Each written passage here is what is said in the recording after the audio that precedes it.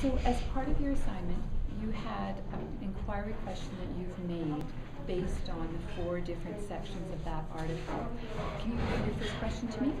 My first question was, what type of questions did you ask when in a meaningful conversation with someone? Good. So is that the kind of question where there's a yes or no, right or wrong answer? Like, it's kind of like asking like how you would talk to someone if you, I don't know, like the proper way. Yeah, so it is a good question to ask because someone just can't say yes or no and be done. Yeah. They have to really think about it, research some information, and come up with some good suggestions for you. So that would be a good inquiry. What about this one? It says, what are the advantages of a handwritten letter over using technology to communicate with others? So once again, can I say yes or no?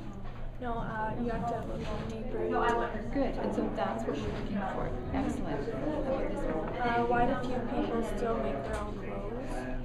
So this one, when you're asking why, is going to, there's going to be lots of different reasons and lots of different opinions, right? Yeah. So in your inquiry then, you would probably gather things like advantages and disadvantages and then make some judgments on them yourself. Yeah. And then come up with your answers for that. So that's also a good inquiry. What about this one? And my last question is, why were there so many widely talented people during the Renaissance and not as many today? Yeah. So once again, when you're asking why, you're going to have to find out background information about who a Renaissance person is and how they became one. Yeah. And then look at the situation today And compare them. and compare. It's like, is the situation different now that we don't end up with Renaissance people now?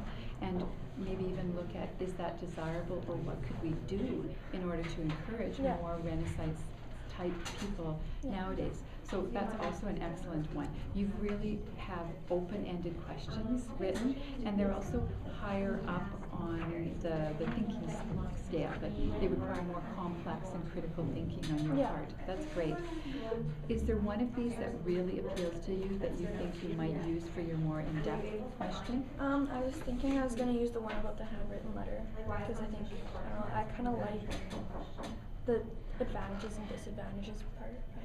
Good. And it's a little bit more concrete topic than these other ones because you can focus in on the advantages and disadvantages and kind of evaluate themselves. I think what you'll find here is maybe there are some instances where one is preferable and instances where the other is preferable, right? Yeah. So I don't think you would get at all frustrated with this topic, whereas some of the other ones, you'd be out there in Netherlands for a lot of the time, reading things that are kind of associated but not really on track maybe for you. Especially this one is a very complex question. Right? So this one, in the length of time that you're going to be given for your inquiry, would probably be best suited. Excellent. I think that's a good choice. So you've already talked about some things you found just by browsing it. So you were using online sources. Yeah, I was using online, and I also asked a couple friends to get their opinion, kind of. So do you sort of see the direction where you're going to head now with focusing on that one question? Yeah. I like the idea that you asked other people. So maybe if we could come up with some good questions, we could use a Google form and do a survey. Yeah, I was thinking that too. I have some excellent magazine articles, and I know a book on this topic. We'll look at some Google search techniques and see what good websites we can pull up. Do you see this one being answered at all on a field trip anywhere? I suppose if you were to go to somewhere that talked about handwritten letters and stuff.